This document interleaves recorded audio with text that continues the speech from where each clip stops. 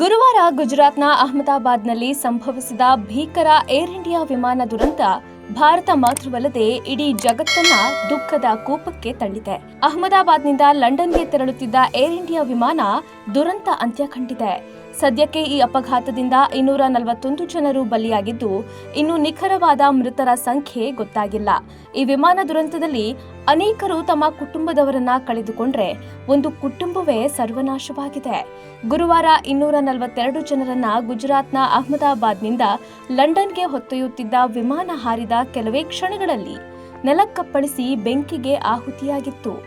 ಈ ವಿಮಾನದಲ್ಲಿ ಲಂಡನ್ಗೆ ತೆರಳುತ್ತಿದ್ದ ರಾಜಸ್ಥಾನದ ಪ್ರತೀಕ್ ಜೋಶಿ ಕುಟುಂಬವು ಸಂಪೂರ್ಣ ಬೆಂಕಿಗೆ ಆಹುತಿಯಾಗಿದೆ.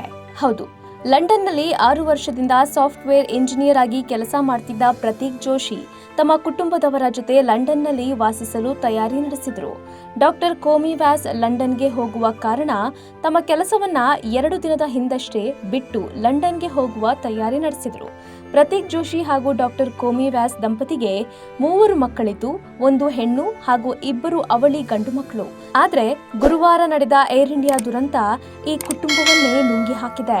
ವಿಮಾನದಲ್ಲಿ ತೆಗೆದ ಫೋಟೋ ವೈರಲ್ ಆಗ್ತಿದ್ದು, ಈ ಕುಟುಂಬದ ಸಾವು ಎಲ್ಲರನ್ನೂ ದುಃಖದ ಮಡುವಲ್ಲಿ ಮಲಗಿಸಿದೆ. ಲೇಟೆಸ್ಟ್ ಹಾಗೂ ಇಂಟ್ರೆಸ್ಟಿಂಗ್ ಸುದ್ದಿಗಳಿಗಾಗಿ ಬಾಸ್ ಟಿವಿ ಕನ್ನಡ ಚಾನೆಲ್ನ ಸಬ್ಸ್ಕ್ರೈಬ್ ಮಾಡಿ. ಹಾಗೆಯೇ ಬೆಲ್ ಐಕಾನ್ ಪ್ರೆಸ್ ಮಾಡಿ. ಇದರ ಜೊತೆಗೆ ಫೇಸ್ಬುಕ್, ಇನ್ಸ್ಟಾಗ್ರಾಮ್, ಎಕ್ಸ್ ನಲ್ಲೂ ಮಿಸ್ ಮಾಡದೆ ಫಾಲೋ ಮಾಡಿ.